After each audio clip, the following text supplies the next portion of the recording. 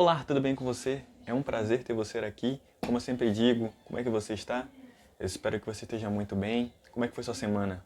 Eu espero que ela tenha sido abençoada. Se você não estiver muito bem, eu tenho notícia para te dar. Eu orei por você, você sabia? Sim, eu orei por você, amigo. Estou orando por cada inscrito do canal. Não pense que eu esqueci de vocês. Inclusive, Jesus ama cada um de vocês e tem grande propósito na vida de cada um. Então, amigo, vamos para mais um vídeo. Hoje falarei sobre a Reforma Protestante. Se você não conhece, já te convido a você conhecer. Hoje falarei sobre as 5 solas da Reforma Protestante. E você vai entender a origem de como tudo começou e do que é baseado. Então, sem mais enrolação, pega sua caneta, pega sua Bíblia, que hoje vamos mais um estudo das Escrituras.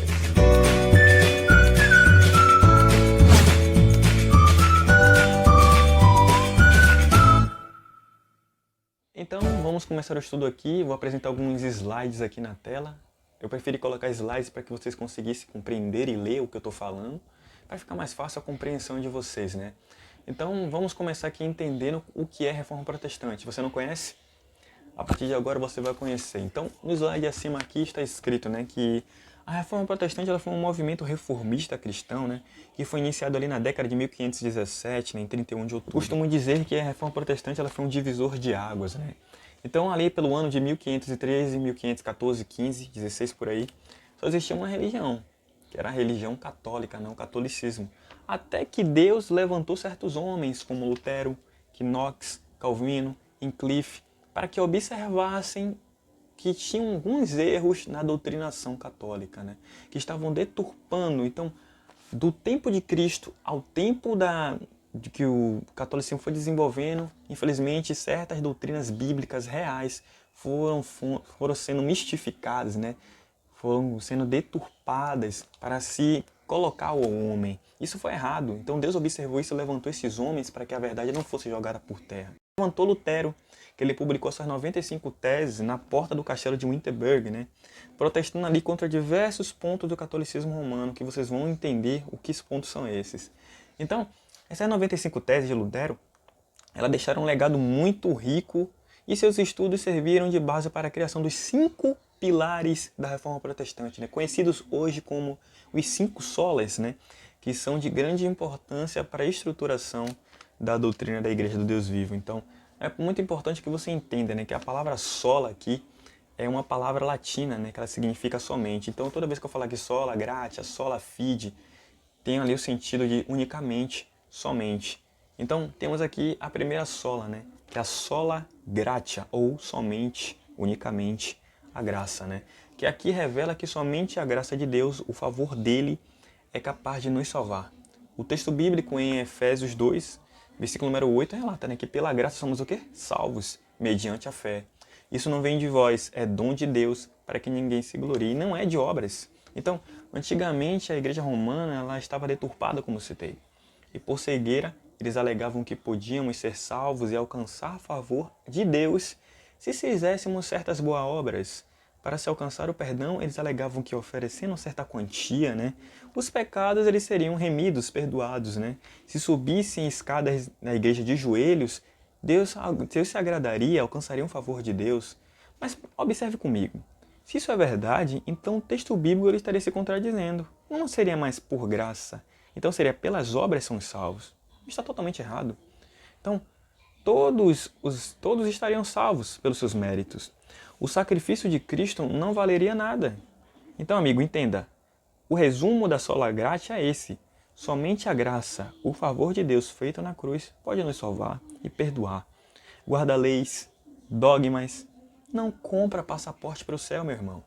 É somente pela graça, o favor que Cristo fez na cruz, que nós somos achegados ao Senhor. Outro ponto importante é o sola fide, ou somente, unicamente a fé. Então, os reformadores daquela época, né, Knox, Calvino, eles compreendiam que Paulo escreveu em sua carta, né, em Romanos 5, versículo número 1, né, que lá está escrito, né, que somente somos aceitos por Deus pela nossa fé. Então, somente somos feitos justos por Deus através da fé, na crença de que o sacrifício de Cristo ele foi suficiente para transformar você e a mim e nos levar ao céu. Então, amigo, o sola fide eu costumo dizer que ele faz um paralelo com sola gratia. Pois, repito, não é por obras que somos aceitos por Deus, e nem por obras feitos justos, como alegavam os líderes, o clero, o papa da igreja romana daquele tempo, e sim pela fé e a graça do Senhor, né? Outro ponto muito importante, meu amigo, é sola Cristo, né? Unicamente, somente Cristo. Então, esse ponto, meu irmão, de outra denominação, peço que você, por favor, não se ofenda com o que eu irei dizer, mas estou aqui para contar o conteúdo histórico e bíblico, né, da história da Reforma Protestante. Então, aqui está um ponto importante, como eu acabei de falar, que os reformadores como Lutero, Knox, alegavam, né, que somente Cristo Jesus é o autor de nossa salvação. Somente Ele pode nos unir a Deus. Se vemos o texto bíblico como 1 Timóteo 2,5, relata, né, que existe somente o quê? Um mediador entre Deus e os homens. Talvez você esteja confuso se perguntando o que é mediador. Mediador, amigo, é aquele que une, é aquele que aproxima. Então, se observarmos e estudarmos atentamente a Bíblia, vemos que somente Cristo nos une a Deus. Ele nos intercede. Somente Ele tem essa autoridade. Se você está na dúvida ainda que isso que eu estou falando é verdade, leia o livro de Hebreus.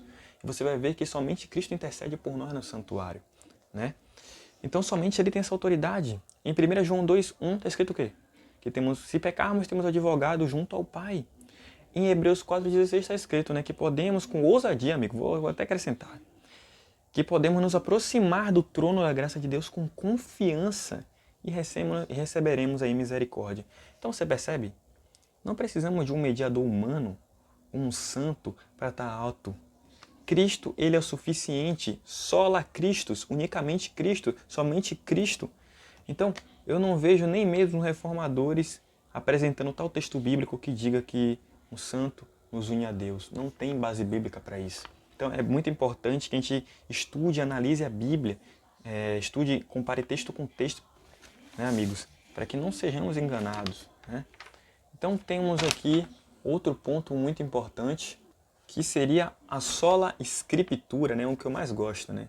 Somente a Escritura, unicamente a Escritura, né? Aqui nos revela, né, como o texto diz em 2 Timóteo 3, versículo número 16, acompanhe comigo aqui, que toda a Escritura ela é inspirada por Deus, né? Útil para o ensino e para a correção. Então, ao se analisarmos, vemos que somente a Bíblia é nossa regra de fé. Paulo destaca, né, que se pregarem outro evangelho diferente do qual já está, considere esse o quê? Um maldito. Gálatas 1, versículo número 8. Então, uma coisa que a gente tem que pôr na cabeça é, qualquer livro que pregue algo diferente dos escritos da Bíblia deve ser o quê? Negado. Então, os reformadores eles visavam bem isso, ao notar que os escritos papais estavam sendo mais valorizados do que o próprio texto bíblico. A Bíblia, ela é sua própria intérprete. Não podemos colocar outro livro acima da Bíblia.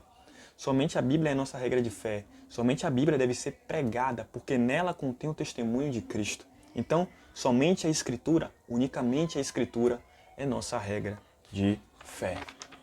Então vamos aqui para a última sola, né, que é a sola Deo Glória, né, ou somente glória a Deus, unicamente glória a Deus, né, que é a última. Então, a Igreja Romana, ela ensinava e exigia uma devoção ao clero, né, aos homens considerados santos que poderiam interferir diante de Deus para o perdão de pecados, né, e obtenção de bênção. Mas o que será que o texto bíblico ele nos diz sobre isso? Então vamos aqui para Isaías 42, versículo número 8, acompanhe comigo nas Escrituras. Então, o texto bíblico está dizendo aqui, ó, eu sou o Senhor, este é meu nome, não darei mais a ninguém a minha glória, nem a minha honra às imagens de esculturas. Então, sim, meu amigo, somente Deus é digno de receber toda a honra e toda a glória. Nenhuma imagem, nenhum ser humano, por mais santo que ele for aqui na terra, ele é digno de ser que a gente se prostre diante dele e adoremos. O texto bíblico relata que somente Deus é único de receber a glória, por ele fez a plenitude.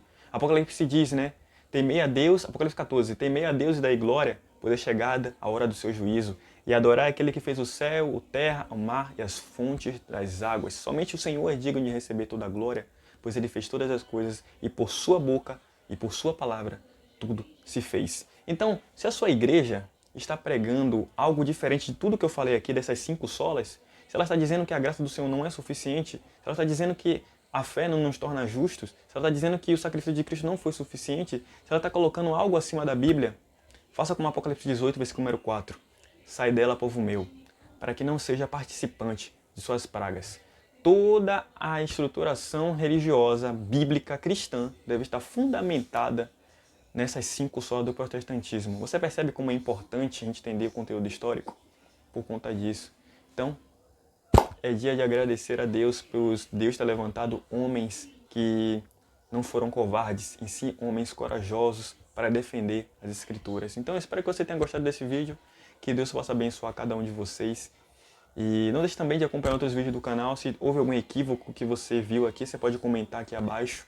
E que Deus possa abençoar cada um de vocês. Curtam, se inscrevam no canal e até o próximo vídeo.